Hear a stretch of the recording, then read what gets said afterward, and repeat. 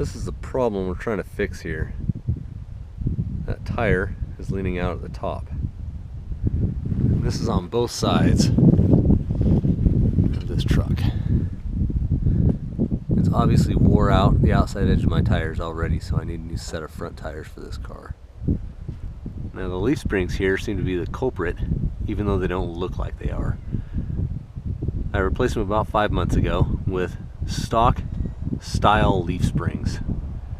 Yes, Kat, have you come back? Come back to supervise? Back to the leaf springs. As far as I know, the leaf springs in this truck, this F-250 diesel, are supposed to sit level like that. They're not supposed to have an arc upward or downward. But it seems to be making my truck sit 1.5 inches too high, which is making it so they can't adjust that ball joint anymore. The upper ball joint is adjusted all the way in to drag the top of the tire in as far as it will go.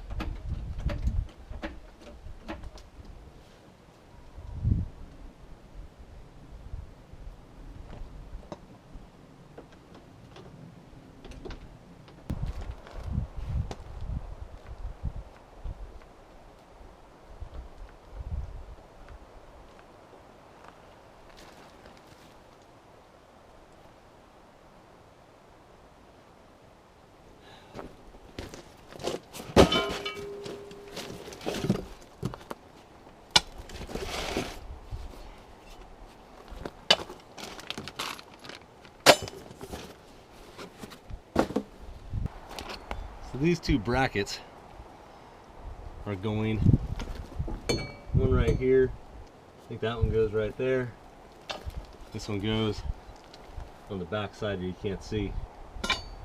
And it drops that bolt. If you can see it, it's this bolt right here. It drops it down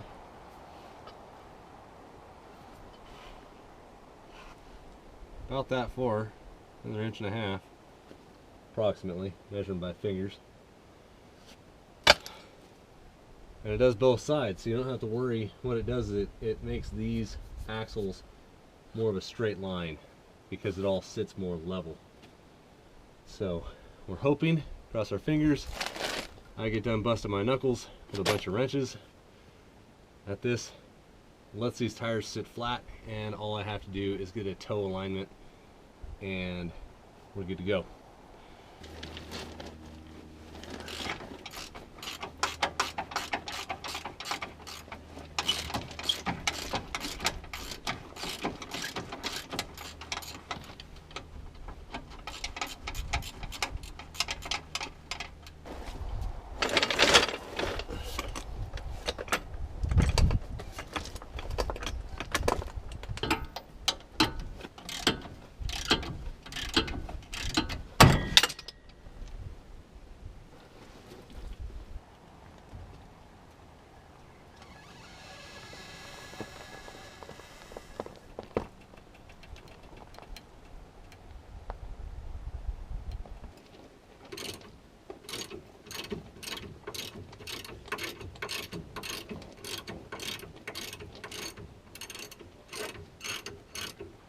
Stock bracket right here, lift kit bracket right here, 2-inch lift kit bracket. That's how much it's going to drop your bolt, about 2 inches. So that's the difference in the two brackets right there, just the distance between these 3 bolts up here that bolt onto the frame and the bolt down here that bolts into your suspension.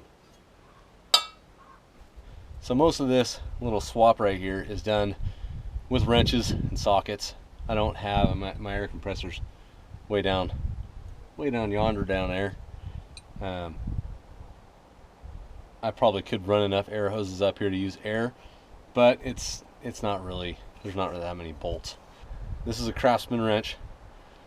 It's nothing special. Its overall length is about 9 inches. So if you can find another wrench from another company that has an overall length of 9 inches, you will need it to get to these bolts. And I don't think you're going to be able to switch them out with the bolts that come with the kit. So let me show you where that is real quick.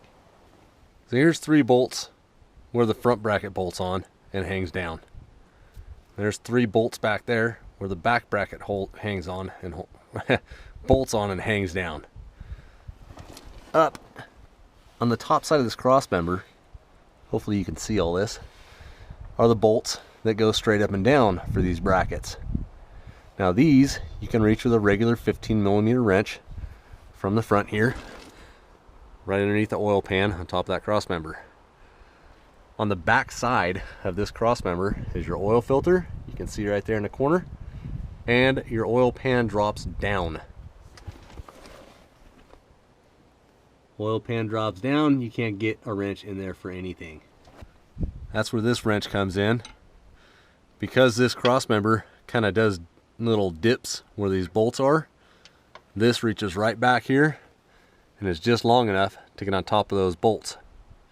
A standard wrench, I didn't have a standard wrench that was long enough, and a standard wrench doesn't dip down like this one does to get inside that little groove where those bolts are.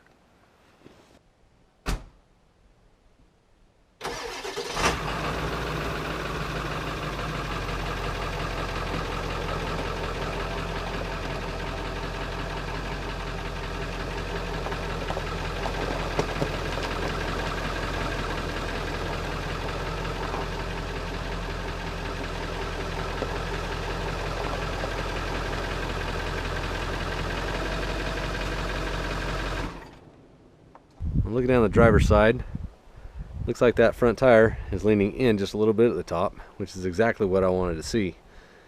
That upper ball joint is maxed out to the in position on its adjustment, so this gives them a little bit to lean it back out. It also looks like our toe is a little bit in. If you look down, sight down to that rear tire, looks like it's turned toward the passenger side of the truck, which would be turning left, no, turning right. Let's go over to the passenger side, and you'll notice that this side, the top is really leaning in, which is really good. I think they have a pretty good amount of adjustment on that upper ball joint. Hopefully it's not leaning in too much, but you also notice, sighting down the side, it looks like this tire is turned in to the left, like it's turning left. Now, I'm not a mechanic, and I hate being a mechanic. What I hate even more is paying somebody else to do something that I can do myself. And I can turn a wrench. I can take bolts out. I can take things apart. I can usually put things back together. Whether I really like to or not is a whole different story. So paying somebody to put those brackets in would have cost me a few $100s at least. This little wrench here saved my butt from having to pay somebody else to do it, because I don't have another wrench or anything else that would fit on top of that cross member to get to that 15mm bolt. I'm sure it's not a 15mm, it's probably the standard equivalent, but I work in metric when I work on cars as much as I can. It's easier for me. I always have and I always will. Anyways, it's done. If you don't have a diesel, that cross member might be easier to get to, but if you have the 7.3 diesel, the oil pan sits right on top of that cross member. Those 4 bolts, 2 bolts for each bracket, you'll end up reusing those bolts. The bracket comes with grade 8 bolts that you put in. They're too long and they just don't want to fit. You can't make that turn. I got 2 of the bolts out of that cross member. The front bracket, the bracket for the driver's side is the front bracket. That bracket, you can actually get your fingers in there and pull the bolts out. You kind of weasel them sideways, get them past the oil pan and pull them out. I ended up putting those bolts back in.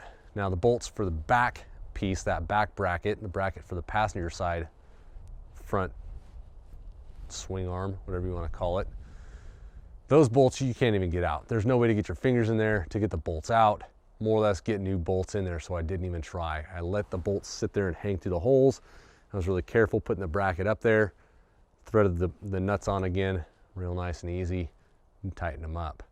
The one thing you want to remember is if you're doing suspension work, the bolts that are on ball joints, not ball joints, bushings, anything that's going to move as your car goes down the road, you want to tighten those bolts with your car sitting on the suspension, not sitting on jack stands. If you go to put new bushings in a car, you have it up on jack stands, put all the suspension in and tighten all the bolts and then set it down, it's going to look like it's got a lift kit. It's going to raise it up a little bit to a lot, it depends on the car. But it's also going to put more stress on those bushings. It's not going to let them move back and forth. They're only going to want to move one way. They might wear out sooner. Whenever you're doing bushings, put the car down on the suspension, tighten those bolts up. So if you're looking at putting a lift kit in a 97 Ford truck, F-250, F-150, I think this front end suspension went back to 93. It could have gone back even further than that. But I think from 93 to 97, I'm pretty sure has this style independent front suspension. Those two brackets are what you're gonna wrestle with the most. They're kind of a pain in the butt to get the independent front suspension, those two main bolts, get them back up in there at the end. It's kind of a pain, but it's doable. I'm not a mechanic. I know how to do a little bit of mechanical work, but I'm definitely not a mechanic, and I did it. So you can do it too. Until next time, guys, go make something.